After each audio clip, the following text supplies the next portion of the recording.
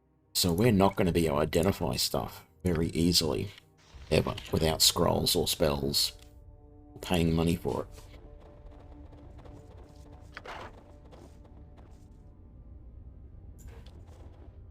It's a problem with having a sorcerer rather than a mage in your party. Now, we do have a mage in that we've got our fighter mage thief, but don't know how well that's going to work for trying to identify magical gear.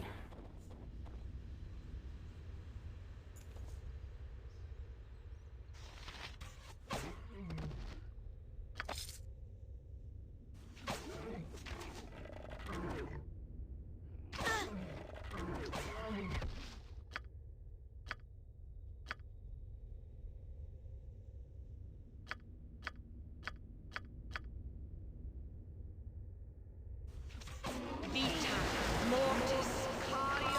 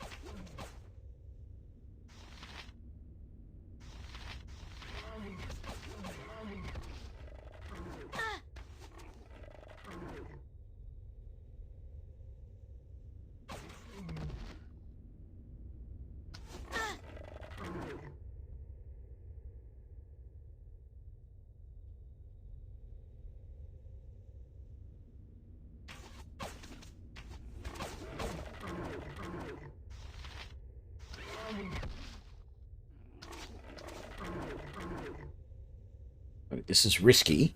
He can't get past these two guys, so if we concentrate fire on him right now, we might just... What are you doing? Why are you running forward like that?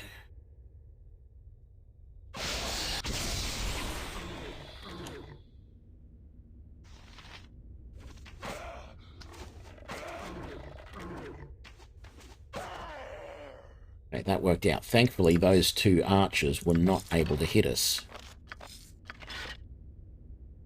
So now, we can reasonably safely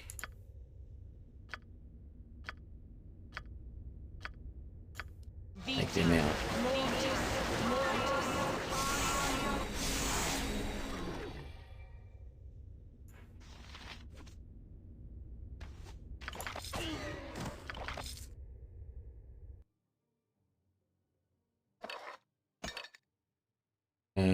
What is that? That's the caravan contract.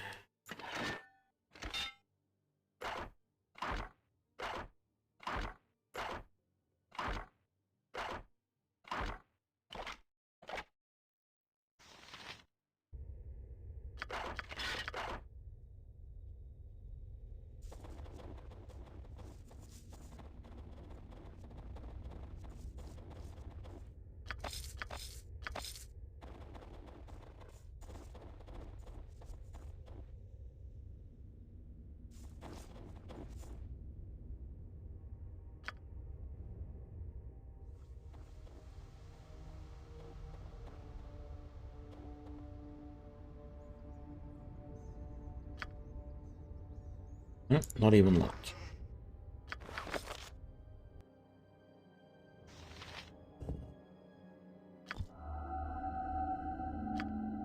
Damn it. Intelligence isn't high enough. She failed to learn the spell.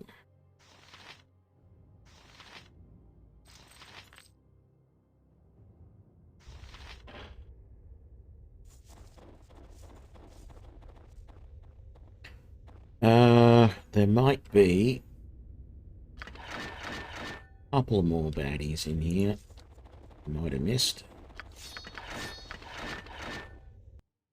I'm thinking that what I'm going to do is try and fill up everybody's carrying capacity and loot everything out of here. But I'm not going to normally... I'm going to try not to normally loot absolutely everything in this playthrough. Just doing it at the start because you start off with so little.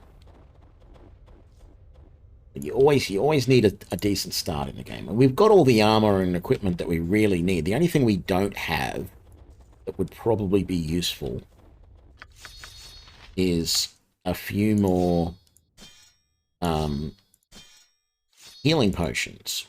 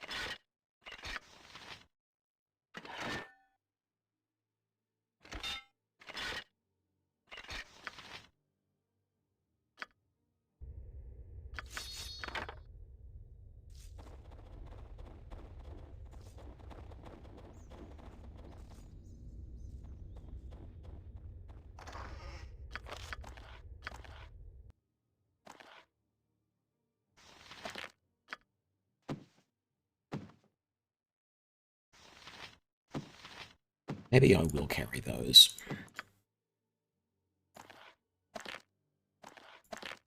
Does make sense considering I'm going to end up being the one picking up everything. Can't use it immediately. I'll just put it into one of the containers. Get easier to manage.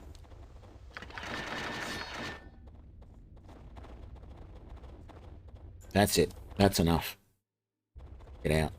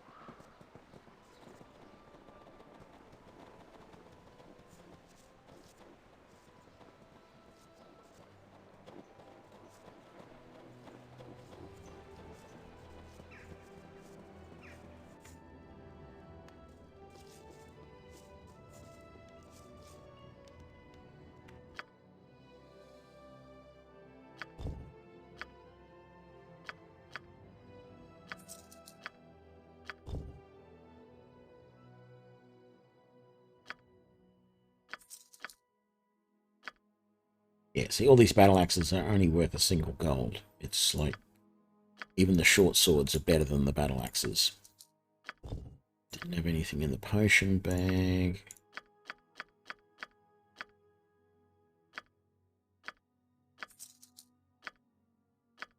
Short bows are kind of worth it.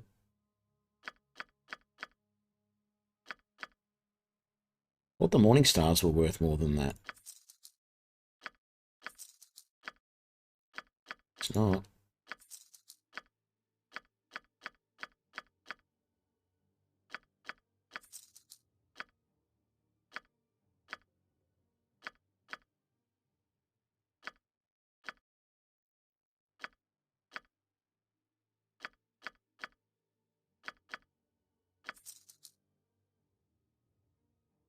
You can't even identify the boots for us. That's annoying.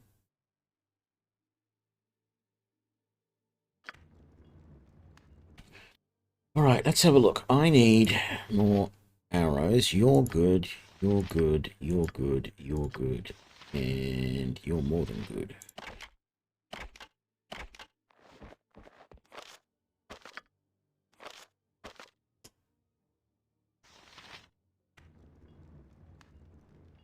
So let's get those arrows.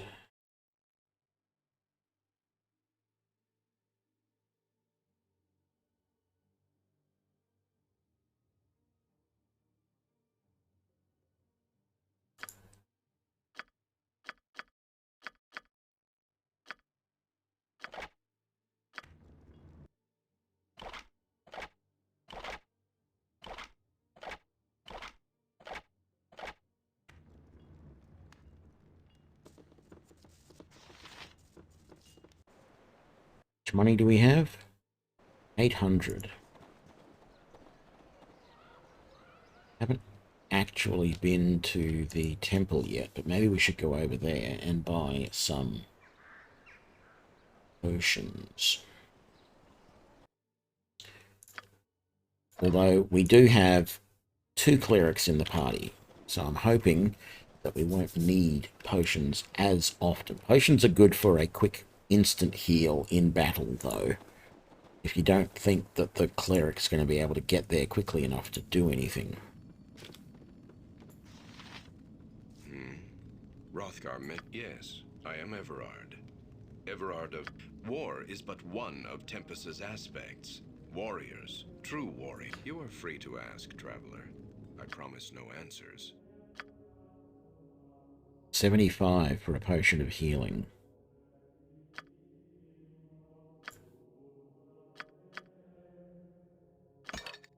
Oh, he can identify the boots for us. They're quiet boots. Alright. We might just sell them because... So they allow us to move silently better, but we're never going to use them. So... More money to buy supplies. I think I'm just going to make sure that everybody has a couple of healing potions. Which means just one more for you and one more for me.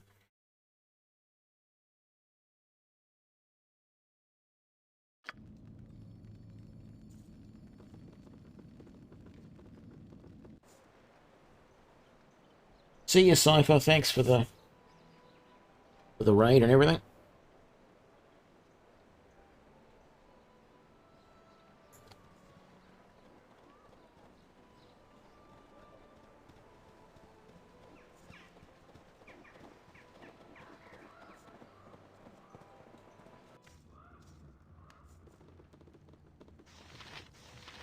Oh, good, you've returned.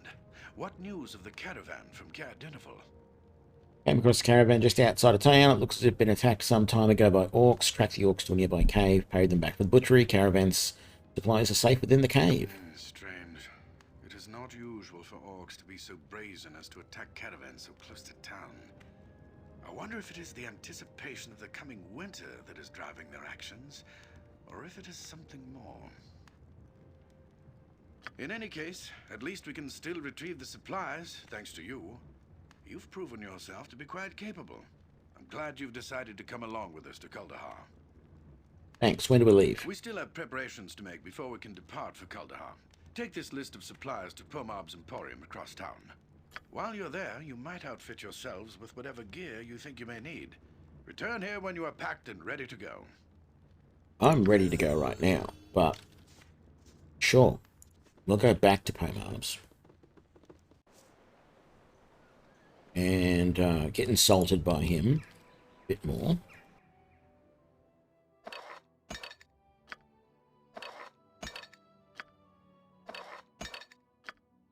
Ooh. There we go. Our cleric has a level.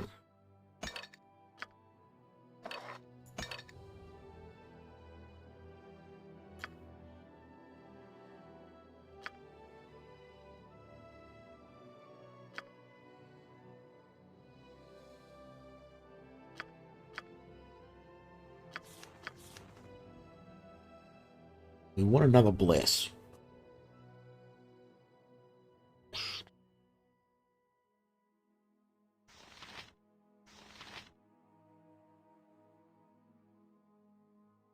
No, let's go with another heal for the moment.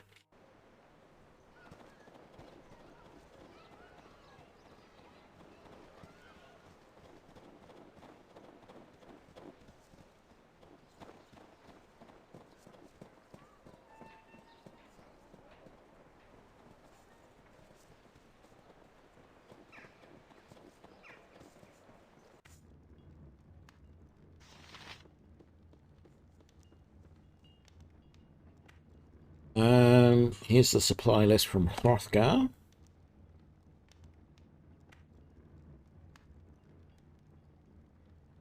Whatever, farewell.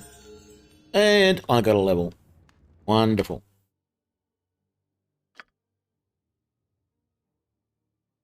+12 more hit points and +1 to hit. Sweet. Cool, cool. Let me just triple check everything here. I think we're good so far. Let's just... No. Here's the thing. I feel that having rescued the supplies should have meant that Pomab now has more items. I know that, you know, they haven't gone and gotten the items and brought them back yet, but it should have resupplied him with a few more items. In particular, I would love to have some better armor available, or just a little bit more armor. Only because Undenelyn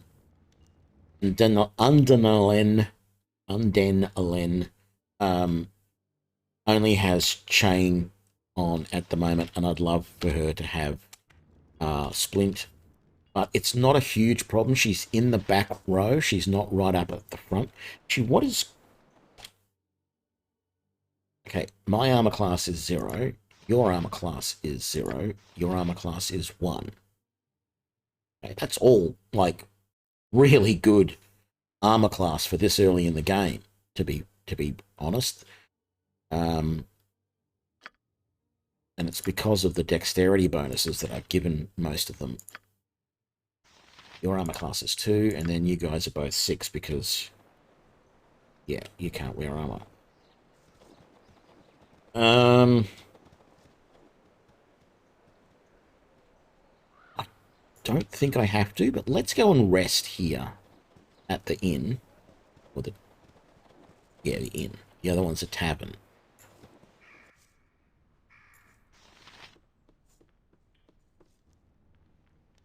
Well met, Quimby. How about a room?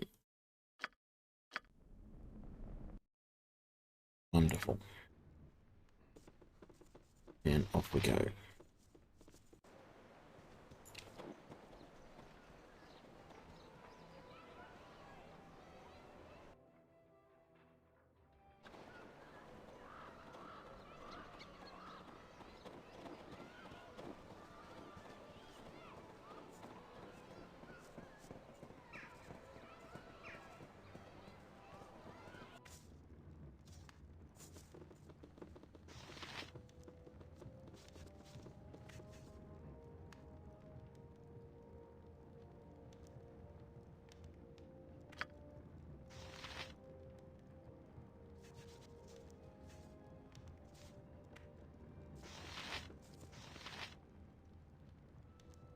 There you are. All is set. The Let's others be are off. assembling as we speak. Are you ready to leave as well? So it was that the Patchwork Militia set off from East Haven, bound for the troubled village of Kaldahar, with the party of strangers in tow. On they traveled, across the windswept tundra of the Dale, through the foothills of the spine of the world, and upwards on the steep and treacherous trails of the Kaldahar Pass. Eager to seek out the evil that threatened the pass, they did not expect it to find them first. High upon the cliffs of the pass, a band of frost giants had prepared an ambush. Hurling boulders and dislodging massive outcroppings of rock and snow, the giants sparked an avalanche that thundered down the mountainside and crashed down upon the heads of the unsuspecting expedition. Those fortunate enough to survive the avalanche pulled themselves free of the mountain of snow and bodies that now barred the way back to East Haven. Battered and disheartened by the loss of their comrades, the survivors had little choice but to continue on to Kaldahar, alone.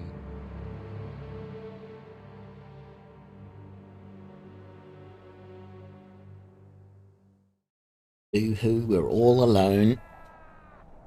Okay. Hermit. Merciful gods, you're lucky to be alive. Are you alright? Anything broken? We seem to be... who are you? Just an aging soul who prefers the solitude of the mountains to the hustle and bustle of town life. I tell you, I've lived in this pass for years and never seen anything like what happened. You witnessed the avalanche? Yep, saw the whole thing. I was sleeping in my cave over yonder when I felt the ground begin to shake and heard a rumble, something fierce. Stumbled outside just in time to see the avalanche come crashing down. It's a good thing you ran forward instead of back into the pass like the others. Poor bastards. One thing's for sure, I'm not digging their bodies out from under there. They'll have to wait till the snows melt to receive a proper burial.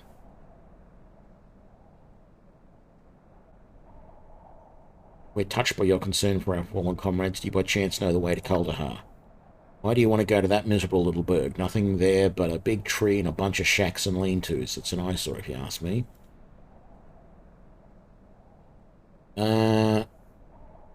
There's been word that some sort of trouble has befallen the town. We've come to lend whatever aid we can. Fool's errand. You'd be better off worrying about yourselves and leaving the townsfolk to deal with their own problems. We appreciate the advice now. Do you know the way or not? I suppose it wouldn't point to hurt to point you in the right direction. Follow the trail east through the valley. You do well to keep your guard up. There are goblins everywhere between here and town. Filthy little buggers. Ever since the same town folks abandoned their farmsteads, they've been crawling all over the valley. Thank you. Okie dokie.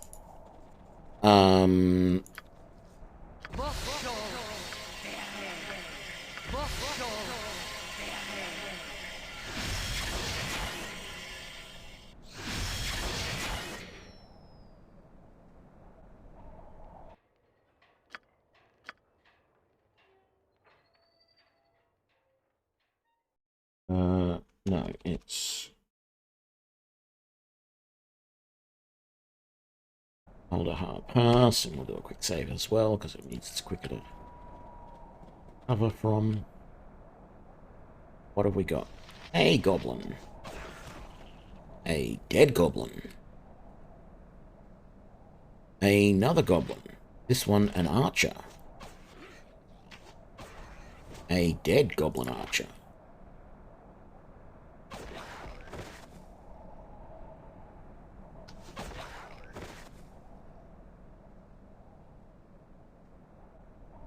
They just keep coming.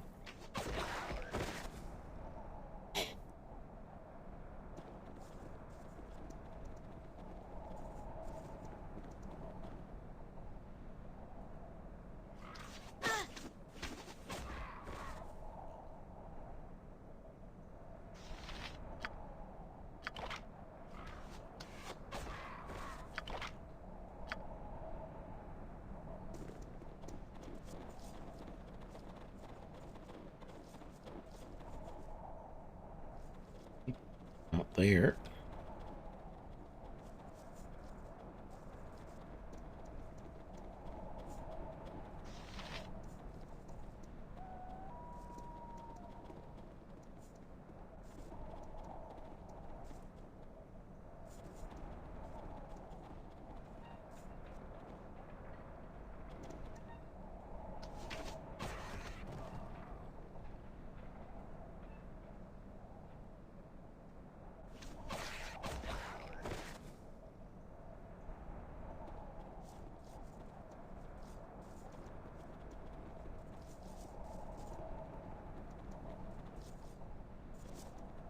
Chicken.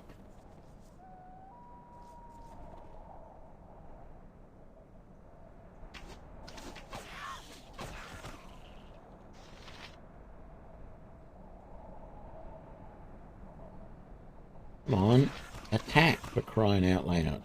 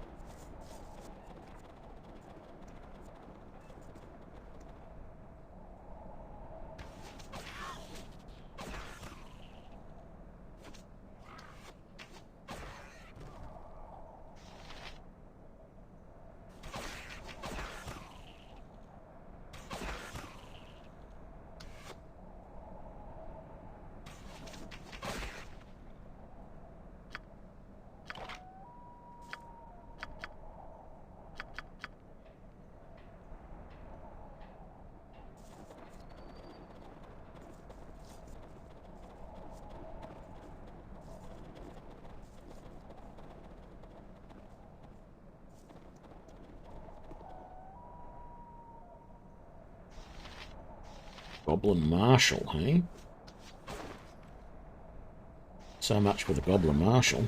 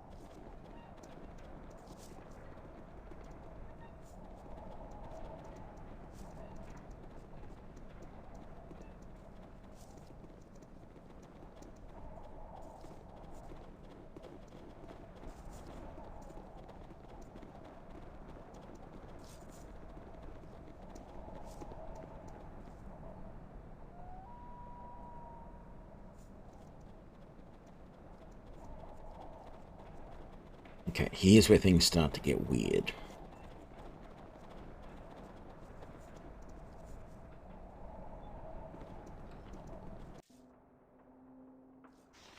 Me will smash your face. Head hurt. Why you make Garrig's head hurt, skinny people? I'm not doing anything to make your head hurt. Why it hurt then? Why? Ooh, Garrig wanna pound head through wall, make pain go away. I don't think that's a good idea. Maybe you're right. Not know what to do. Good luck, I guess. So starting to get an inkling of something strange is going on in Aldahar. If there is an ogre with a headache in the old mill.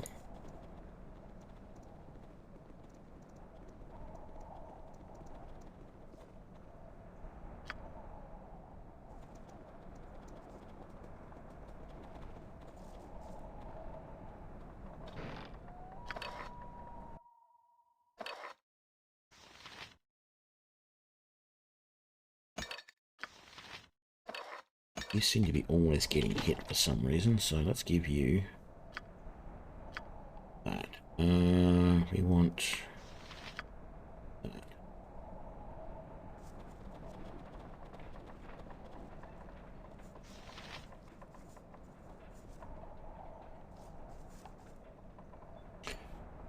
Goblin Marshal, what am I doing here? Looks like you're looting and pillaging the mill. Not pillaging the mill, some of my men are, but what do you expect? We have no food, we don't understand why we were called here. Called? What do you mean? Like a gnawing in my stomach when I'm hungry. Must have eaten everything in this damn pass and it won't let me be. Why can't I make it stop?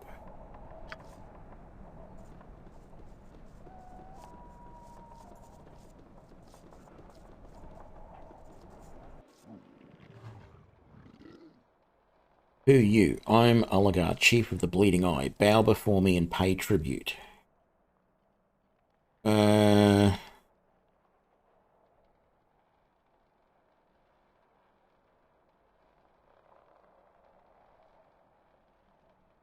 you serious? Do not mock Chief of Bleeding Eye. You give tribute now or die. Sorry, I'm not going to give you a tribute. You insult. Wolves will feed on your flesh tonight. We'll see about that.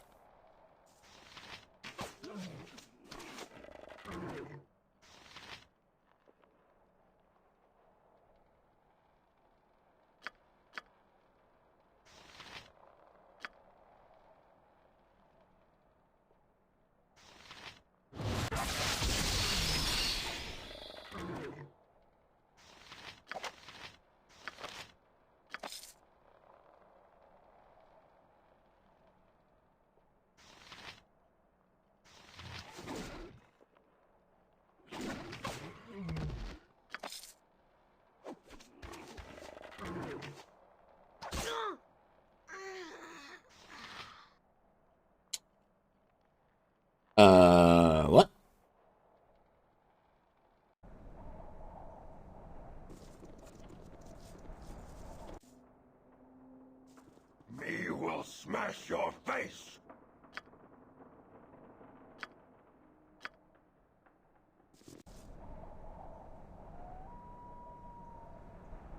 Let's try this again, shall we?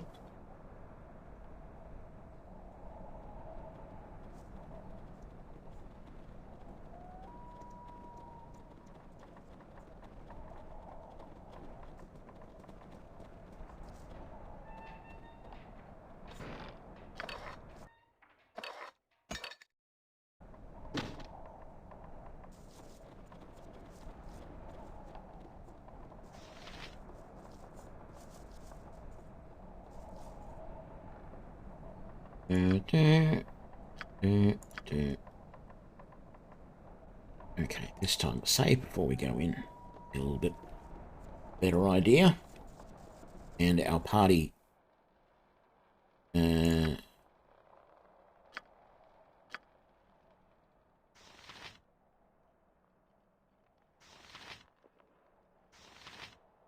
that layout is a touch better.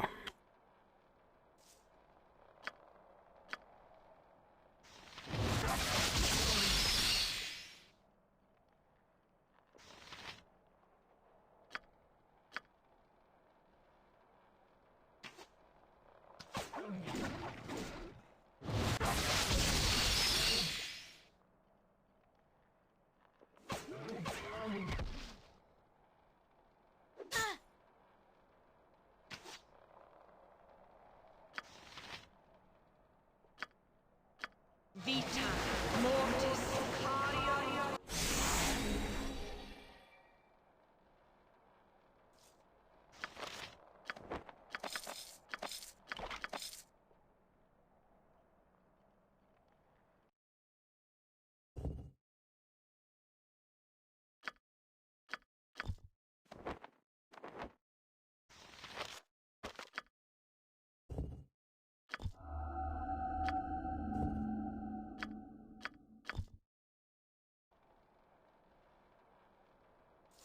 Down the stairs. Not having much luck identifying scrolls, are we? Not identifying scrolls. Writing scrolls to our spell book.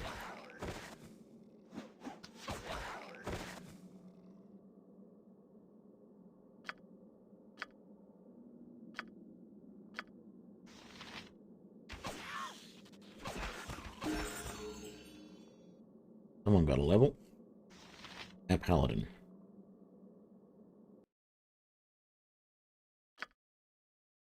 Excuse me, undead hunter.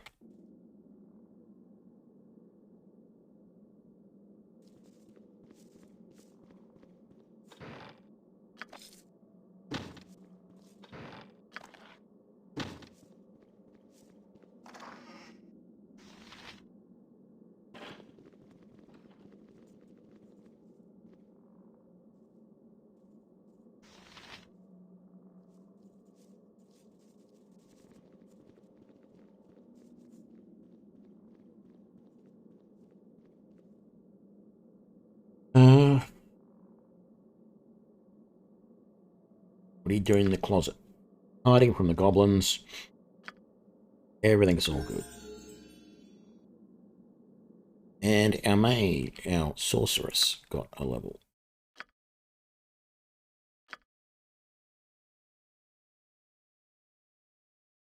Okay, no new spells. Was to be expected, but, you know.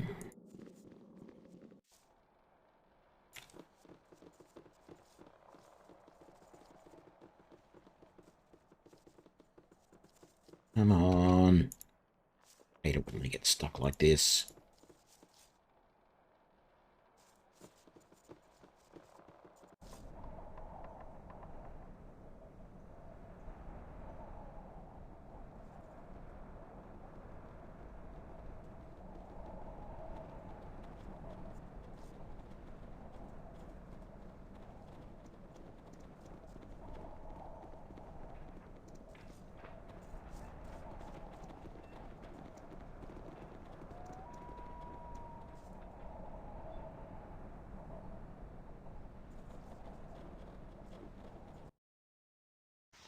Fighting their way through the goblin-infested valley of the pass, the the survivors of the doomed East Haven expedition at last came upon the small hamlet of Kuldahar.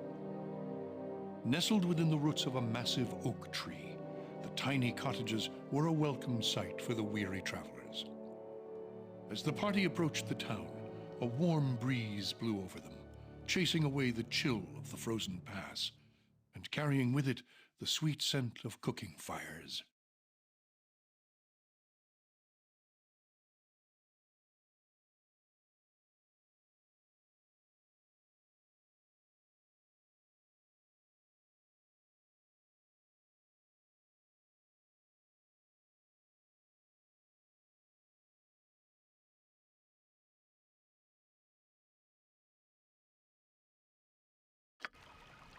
All right.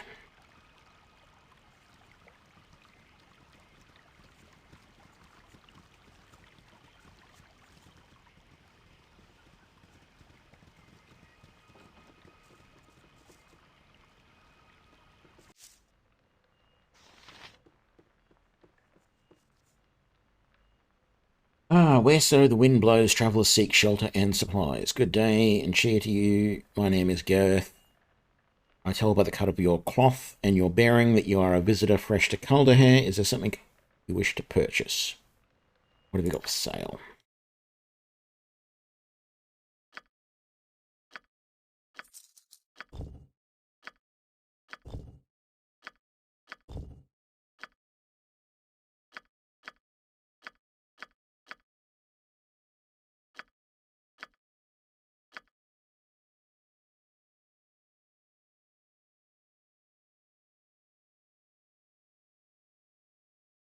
Armor class +1, saving throw +1. Okay. Well, not something I can use.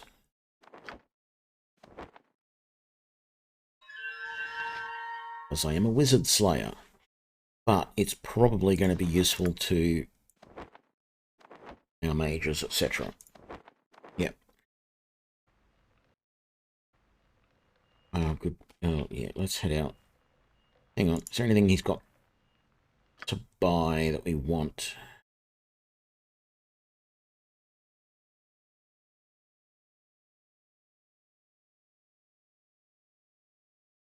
No.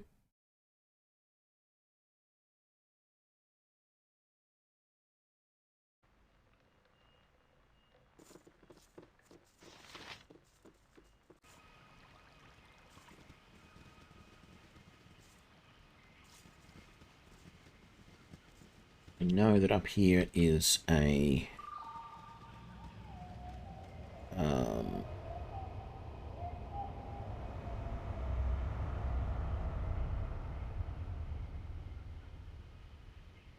where is it up here? Somewhere over here is a wizard's tower.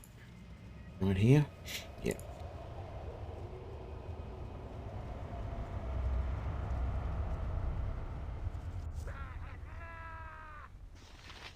And Goblin Servant. Who lives here? Surely the tower can't belong to you. No, tower belongs to Master.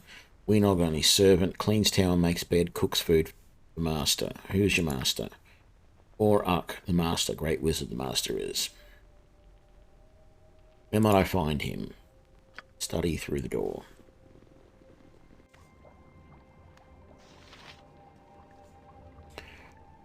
Oric the Grey. Well now, what have we here? It's been a long time since I had guests. Welcome, my name is Oric. What brings you to my humble home?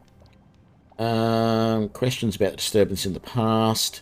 Can't be much help there. I rarely leave my tower. Studies prevent me from taking an active interest in the affairs of Kuldahar.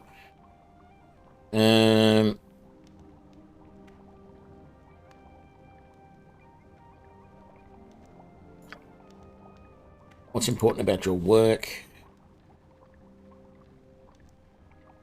Spent years collecting tomes and scrolls before you. It's my life work. Contained within the passages are clues that one may unlock the mysteries of an ancient and nearly forgotten arcane lore. What sort of arcane lore? Mythals. A mythal is a powerful elven enchantment that is essentially a weave of protective magics that can be cast over a vast area. I've discovered numerous historical accounts of elven mages laying such mythals over an entire city. Details of the accounts are vague at best. The mages of the old Elven kingdoms vanished long ago, retreating to the safety and isolation of the Isle of Abermeet. Seems that all their written knowledge and mythal enchantment has vanished with them. For over a decade, I've travelled the realm searching for remnants of the forgotten lore. That is what brought me to Kuldahar. While exploring the fabled ruins of Myth Draenor, I came across an old, tattered manuscript buried amid the rubble of an abandoned library. The manuscript made several references to an elven outpost located somewhere within the spine of the World Mountains. Naturally, I came here to find the settlement. Thus far, I've been unable to locate it. If by some miracle you find a lost elven outpost and happen upon any materials regarding mythals, please deliver them to me here, willing to pay a handsome reward. What has he got to sell at the moment?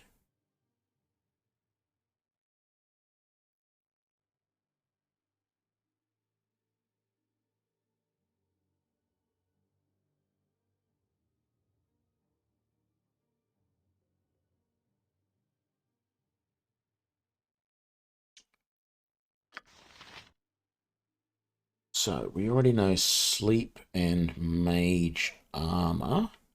Let's... should I buy magic missile? Because the chances are very, very good that I will find that spell at some point. I think the only thing I would really like to buy right now is an identify, just to have that scroll. Just to have that spell.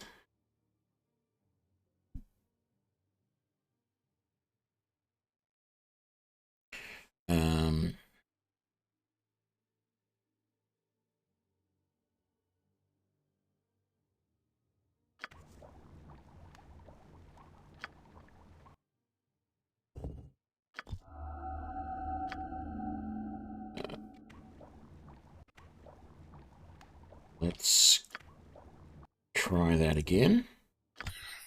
Yay, we finally learnt that spell. Alright.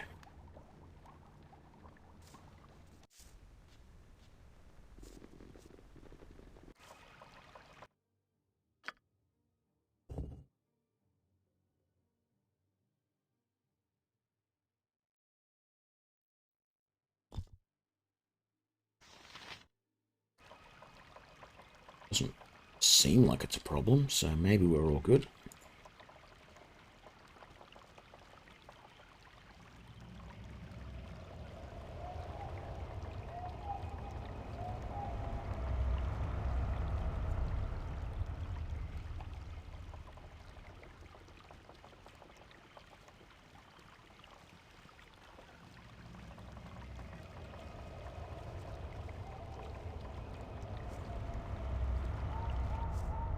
Welcome. I've been expecting you for some time now. Expecting us? How is that possible? We're only just recently arrived in town. Yes, well, bad news travels upon swift wings in these mountains.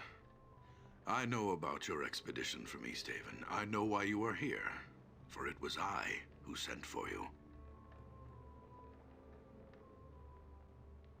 I am Arundel, known to some as the Archdruid of Kuldahar, though I invite you to dispense with the formalities and just call me Arundel, plain and simple. Titles tend only to serve one's own vanity and aren't really of much use in this small mountain community. Okay, can you tell me what's going on? Yes. It was I who sent Hallister to Easthaven for help. His death weighs heavily upon my conscience. For not only was he a student of mine, but he was also a friend and trusted companion. He will be missed, as will Hrothgar and the other members of your expedition.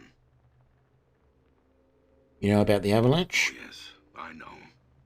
I also know that it was no accident. Someone or something did not want your party to reach Kuldahar alive.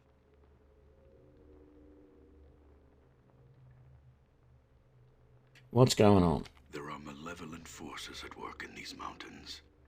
Forces that seek to undermine the delicate balance we druids have struggled to preserve for centuries. Malevolent forces. Could you be more specific? Oh, would that I could. The face of the evil remains hidden, but its presence is unmistakable. All about us, there are signs of its damaging influence on the balance. The unnatural weather, the recent rash of abductions, the numerous monster sightings in the pass. These all point towards something sinister. Even the animals sense something is amiss. Can you tell me anything more? I can only tell you of what little I know. Which disturbances would you have me speak of? The weather. The weather in these mountains has always been harsh, but never like this. Fierce storms ravage the valley without warning, often lasting for several days at a time, before vanishing as quickly as they come. It is barely midway into Leafall, and yet the pass to the south has been snowed in entirely. Weather such as this is most unnatural. Nature presents itself in cycles that are predictable by those who know what to look for. I can only tell you... Oh, yes. Terrible, terrible. At first, there were tales told by travelers of companions disappearing into the night, snatched up from their bedrolls as they camped along the narrow trail that winds through the pass. We did not think much of these tales, for such occurrences are not unheard of in these mountains. Then one night, Conlan's boy Sheemish went missing. The next morning, the whole town searched for the boy, but turned up nothing. He was just gone, vanished without a trace. Strange indeed. The boy was just the first. Several nights later, another disappeared, Megan Potts, the local midwife. Her husband Khalil was grief-stricken to the point of madness. With barely a word to anyone, he snatched up his sword and marched off into the darkness after his wife. No one has heard from him since. And now, the abductions are occurring more frequently. Iden, the old innkeeper from the Evening Shade, was taken only 3 days ago. I can only tell you of what little I know. What about the Which monster disturbances sightings? would you have me speak of? What about the monster sightings? As I'm sure you have noticed by now, there seems to be quite a few goblins about. It is not usual to see so many of their kind roaming the mountains so late in the year. It is almost as something has drawn them out of their holes, like carrion birds drawn to the scent of death.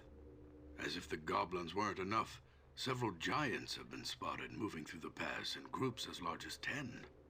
That many giants traveling together in such numbers indicates they are organized and are acting with a singular purpose. I have watched their activities closely. Their tracks trace a deliberate pattern through the mountains, almost as if they were on patrol. Another thing, while I was out scouting the giants, I discovered other sets of tracks I have never encountered before. What manner of beast made them? I could not say. I can only tell you of what little I know. Which disturbances would you have me speak of? Spoke of the balance. The balance. It is what the druids of Kuldahar hold sacred and have worked to preserve for generations. It is all around us. It is us. Balance is the harmony that is achieved when man and nature learn to coexist, no longer contending with one another, but coming together as two parts of a whole.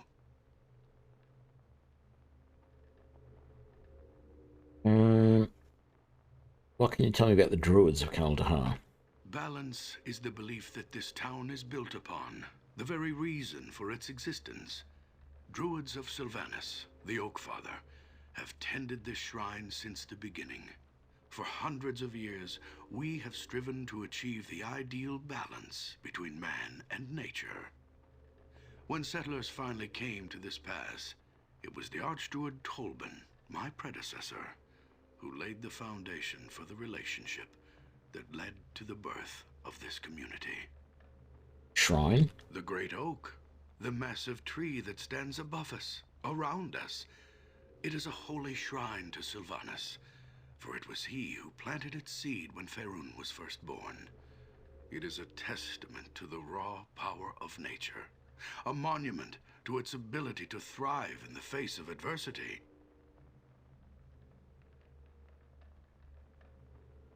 Thanks to Tolban, The great oak we druids called the Kuldahar, and the town that has come to be known by the same name, have together become a monument of even greater significance. A monument to the balance. So who is Tolban? Tolban was the catalyst for the transformation of the shrine from a sacred grove to a thriving community in which man and nature exist as one. At first, settlers were kept away from the site. The druids of old saw outsiders as an affront to the sanctity of the tree and its sphere of benign influence.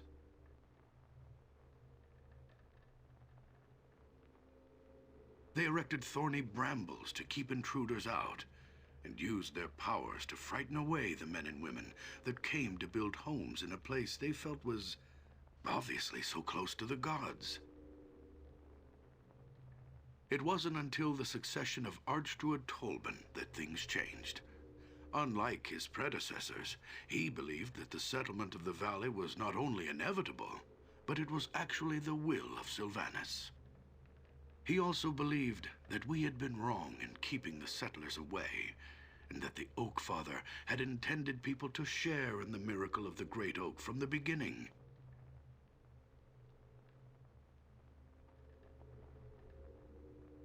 When Tolban finally became Archdruid, he formed a plan to fulfill the destiny of this sacred site by bringing about a union between the Great Oak Shrine and the settlers.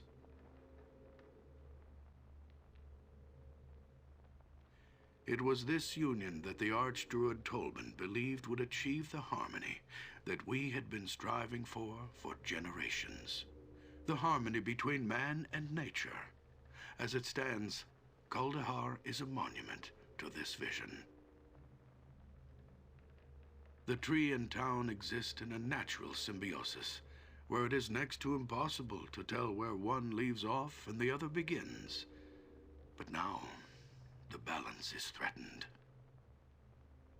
So what do we need to do about this? I fear that if we do not soon discover the source of these disturbances, then all that we have worked for will be destroyed. The evil that has come to these mountains infects this town like a disease. As its people suffer, so does the tree suffer from the sickness that attacks the balance, corrupting it with its very presence. Already, the circle of warmth that radiates from the great oak has begun to recede.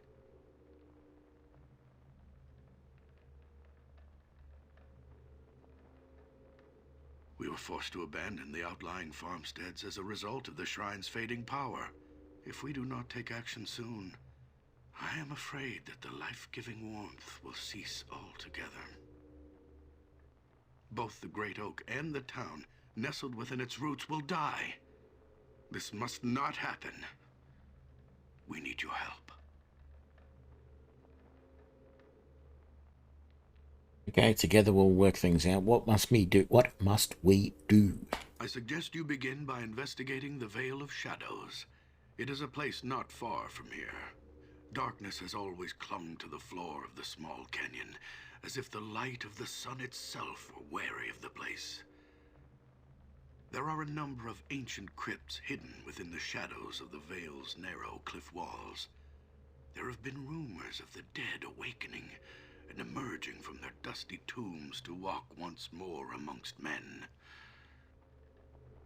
If these rumors are true, then I suspect that whatever is responsible for disturbing their slumber may be behind the other disturbances as well. Go to the Vale of Shadows, learn what you can about the happenings there, then return here and we shall discuss a course of action. Good luck, and farewell. There's one more thing I want to talk to you about. You must make haste. Time works against us. We must discover the source of this evil before the balance is altered irrevocably. Well, you should know I came across an ogre in the pass outside of town. This ogre, who calls himself Gerrig, complained to me about a sharp pain in his head. There's something we can do to help him. Interesting. It is impossible to determine exactly what ails him without examining him myself, but I do know of an herbal remedy that may ease his suffering. If you like, I could tell you the recipe so that you may help him help himself. Sure. Tell him to gather a handful of frost berries that grow throughout these mountains. He must squeeze the juices from the berries into a pot of boiling tundra grass.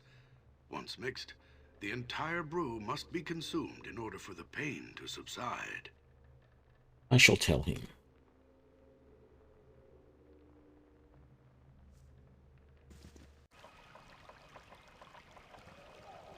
Rightio.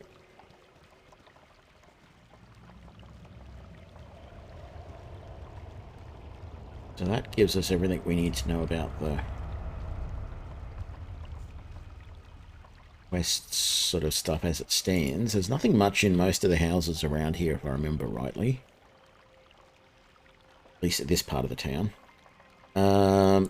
Yetis. Get ready for the Yetis. Are they actually coming, or do we need to creep forward a little bit?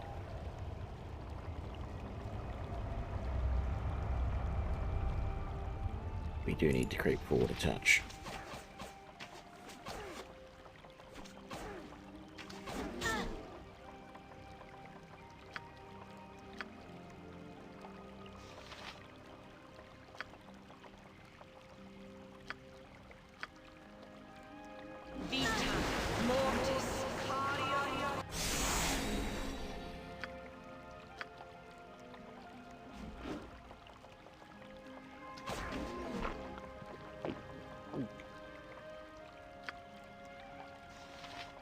Why do you have no more magic missiles for the day? We used them all. I don't remember using them all. I guess we did.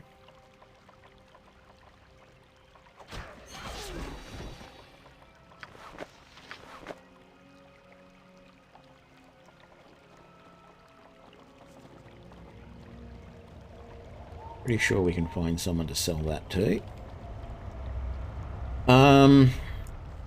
This is the potter's place. I don't think there's much in there at the moment. There's a mission in there, but I don't think we want to do that yet. Well, we can't do it yet. That's a tavern, but I don't think there's anything in there that we want at this stage. I think we just want to head up here.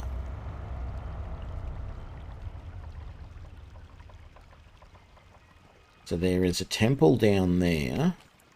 Not that interested in that at the moment. Let's come over here and find probably the most interesting thing in this game. That is the broken airship.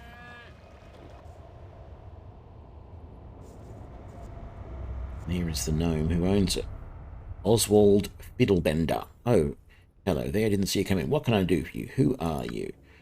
Oh, of course. Introductions. How rude of me. Sometimes I get so wrapped up in my work. My name is Oswald. Oswald Fiddlebender. What is this place? Why, this ship is my home. At least it has been since I crashed here over a year ago. I know, she's not much to look at, but someday I'll have her back in one piece and in the air once more. In the air? You mean this contraption can actually fly? Of course it can, or at least it could once. You should have seen it. It was amazing. It was like sailing on a sea of clouds. She is my greatest invention, you know. Flying boat, that is truly amazing. Glad you think so. I call it an airship. Isn't that wonderful? Airship, as in a ship that floats upon the air. Get it? It's really quite clever when you think about it. Yes, clever. Why would you build such a device? Pass through the spikes and mountains are fraught with many dangers. The caravans that travel these mountains between the Southlands and 10 towns must brave not only the treacherous terrain, but all the nasty creatures that inhabit it as well. Simply sought to find an alternate route through the mountains, or in this case, over them. So how'd you end up here? Yes, well, that's a rather embarrassing story. You see, when I attempted to cross on the maiden voyage, I was the only one on board. I had a bit of trouble convincing anyone back in Bryn Shander to crew with me. Anyhow, I managed to get the ship airborne and was making excellent progress over the mountains. It really was a magnificent view. The billowing clouds, the snow-capped peaks that shimmered like diamonds in the sunlight. I guess I was so enamored by the beauty of it all, I didn't notice the outcropping of rock until it was too late. You hit the mountain, what happened next? Well, the collision ripped the bottom of the ship wide open. The steering mechanism was badly damaged and the ship began to lose altitude. I tried desperately to keep it aloft, but we came down, falling from the sky like a stone. It is by sheer luck that I crashed here in the town of Kuldahar. Luck indeed. What do you do here? I'm an inventor of sorts. I make things that are meant to improve the lives of others, like this ship, for instance. I also dabble in alchemy. Would you care to sample some of the potions I have concocted? Sure. What have you got? All kinds. Currently working on a special brew for the farmers of Kuldahar that will protect their livestock from the bitter cold. Several farmers were kind enough to donate some cows to serve as test subjects.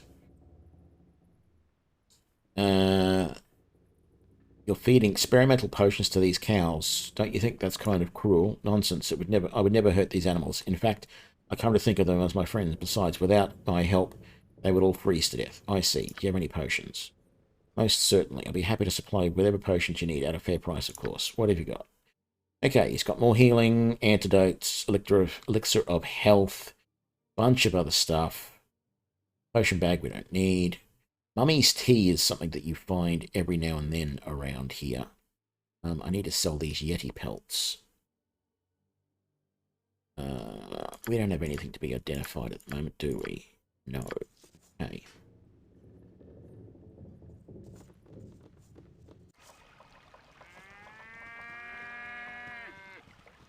There is said guinea pig cows.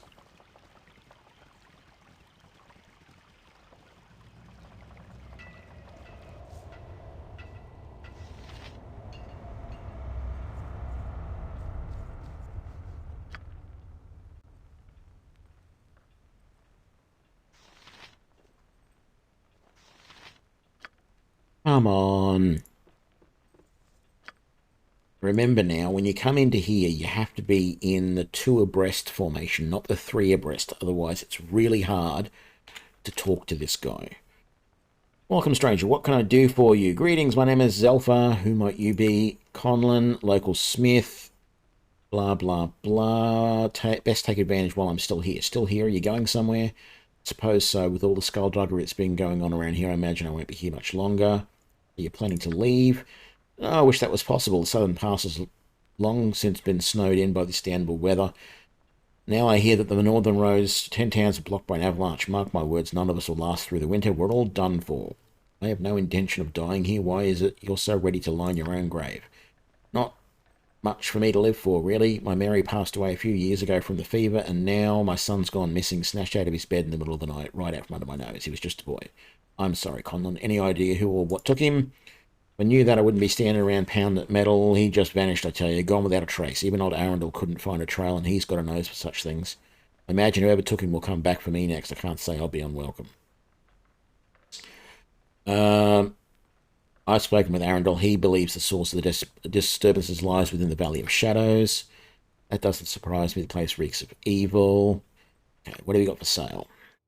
Let's sell the Yeti pelts, although I felt like they were worth more at the other place, even though I couldn't sell them. We could buy a splint mail, but look at that. There's plate mail for 900. More importantly, you need a medium shield. Yes, you can't use a large shield. That's right.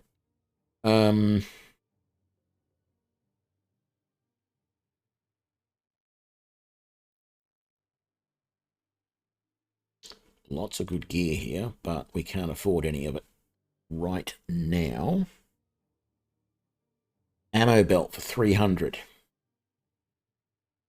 I'm not going to buy it yet, but I do want it, I think. Let's swap that shield out. See that everybody else is set up correctly. You're not going to have a shield. You use spell for armor. You're all good. Got your shield now. I'm not going to bother changing her chainmail armor to splint when, once we've got a little bit more money, I can buy plate for me and hand my splint down to her and keep sort of swapping things around like that. So I think that's good.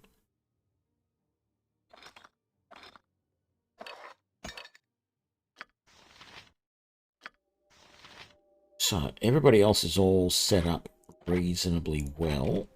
Let's sell that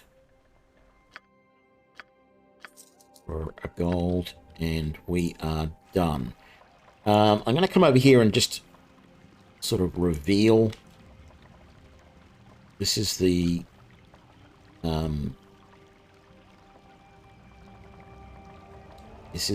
inn in the town.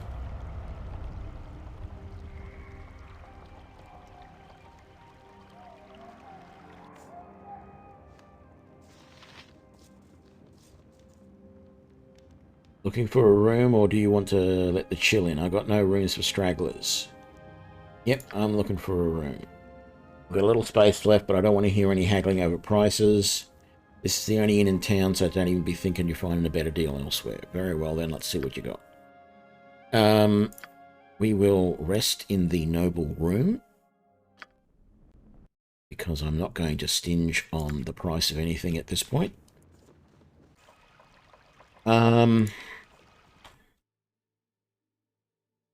We could go and see them at the temple, but I don't think there's much point in that at this point. We're going to head over here. And this is where we need to leave to head to the Vale of Shadows. But I think I'm going to leave it here for this episode. Been a long weekend, and I'm going to have an early night and relax before I go back to work tomorrow. Yeah, this is the start of our playthrough of Icewind Dale. I haven't actually saved in Kaldahar yet, have I?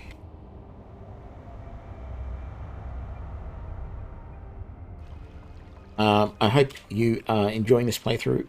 I hope I will enjoy this playthrough. So far, it's alright. And I will catch you all for the next episode. Thanks a lot, and see you later. Bye now.